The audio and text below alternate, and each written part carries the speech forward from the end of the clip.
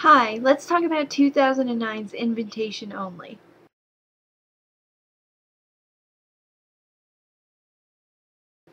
Invitation Only was Taiwan's first ever slasher movie. I know it seems kind of late in the game to just start making slasher movies, but considering that they have no experience with it up until this point, I think they did pretty okay. The plot is about 5 people who arrive to an invitation-only party with no idea that they're being invited, not for the nicest of reasons. None of them were technically invited, but rather gained their invitations through various ways. All of them were pretty much nobodies, just, average working class kind of citizens, and this party's supposed to be for the socially elite. They all go though, they're all excited. Yeah, party in the house. Gonna eat some caviars, drink some champagne. Anyway, once they get there and as the movie progresses, crap gets real and everyone starts to drop like flies. However, it starts with a different scene that doesn't seem related to the rest of the party, in which somebody dies too. And this character isn't important. I think we all know this intro in movies where some random ass man or woman gets their face cut off, and you're like, why are you showing me that? Is that what I can expect to come from my characters that I'm going to enjoy in this film? There is one valuable lesson to learn from this film, and that's if you're nosy, you're dead. This one girl, like, in the first 5 seconds, there's a girl trying to pick into somebody's purse, and she gets her ass killed because she's nosy, and nobody likes a nosy girl. And then some other lady has her throat slit because she's too damn curious about stuff that has nothing to do with her. That's what Taiwan taught me. The movie, at least at the beginning, has but one focus on this guy, whose name I can't say, because it's from Taiwan. And I have a slight southern accent. I won't do that to that name. The main guy gave me secondhand embarrassment that entire movie. I get secondhand embarrassment pretty bad from movies.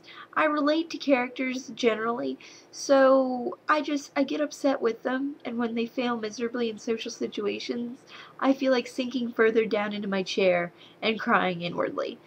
This guy though, I just was weeping the whole time at first. Like when he was having social interaction scenes, I was crying for him. I've never seen anyone that awkward. As somebody who's awkward, that was bad. This is me telling you, you need help bad.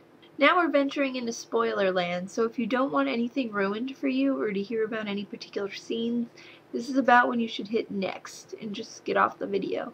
Alright, here we go. I got frustrated with that one tool bag when he wasted like all of his bullets on a dead body. He found a dead body, so the logical thing to do when you find a corpse is to shoot it 20 times. It was clearly very, very dead and wasn't even lunging towards him. It's not like it fell out of a closet at him. It was laying on the floor. Why are you shooting at that body? You idiot, you're in a very dangerous situation. This was only the beginning of the sea of rage I was about to encounter throughout the length of this movie. So many people did so many things that gave me so many different reactions between hate, frustration, and I felt like it was pretty good to some extent. Then, like, the main character left these 2 girls alone in the room with the mutilated corpse and was like, I'll go find an exit. You guys stay here. Shit, son, you could have at least moved them to another room. And then one of them had asthma and was like freaking the F out. And he's just like, I'll go find an exit. Try to keep the corpse warm. What are you doing? Why are you leaving them in this room? I get that you're socially awkward, but even I, as a socially awkward individual, would not leave people alone with dead people. That will make them panic. Then there was a scene that was totally unnecessary and totally longer than it needed to be. Had nothing to do with anything. Of him like slowly squeezing the insides out of a cockroach through its butt. And he doesn't even realize that he's just putting his hand down on this ledge. He pulls it back and he's like, ew, cockroach guts. And he rubs it all over the wall. Why did I need to see that? Who cares? Who cares? Further on in the movie, a girl gets her Achilles tendon cut, and that's my thing. You know, you just have things that get to you in movies no matter how, like, good you are at dealing with gore and stuff. Yeah, Achilles tendons are my thing, and they seem to be really popular this season, which puts me in a very uncomfortable position.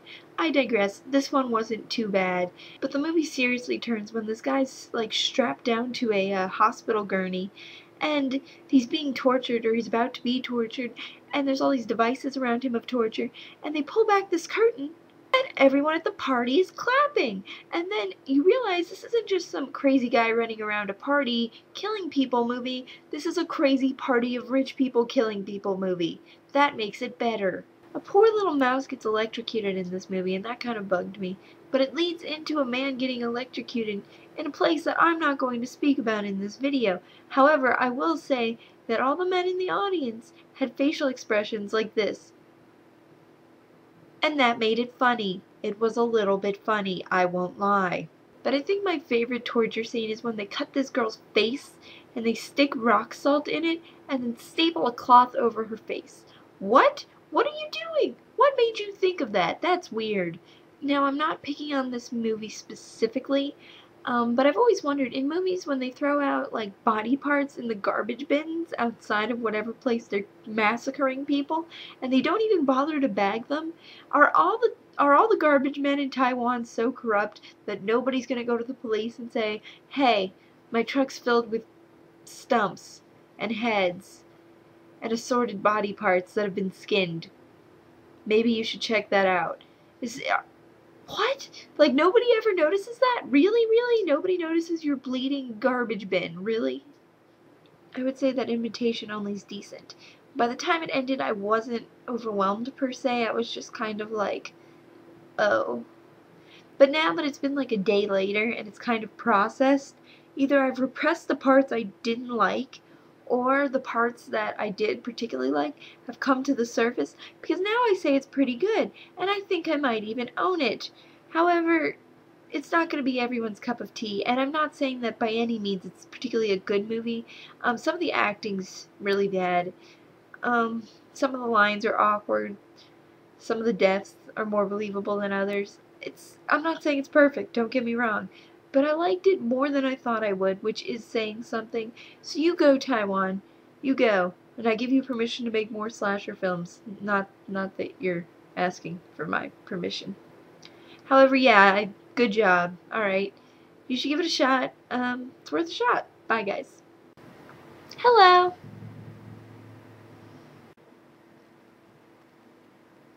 Want some tissue?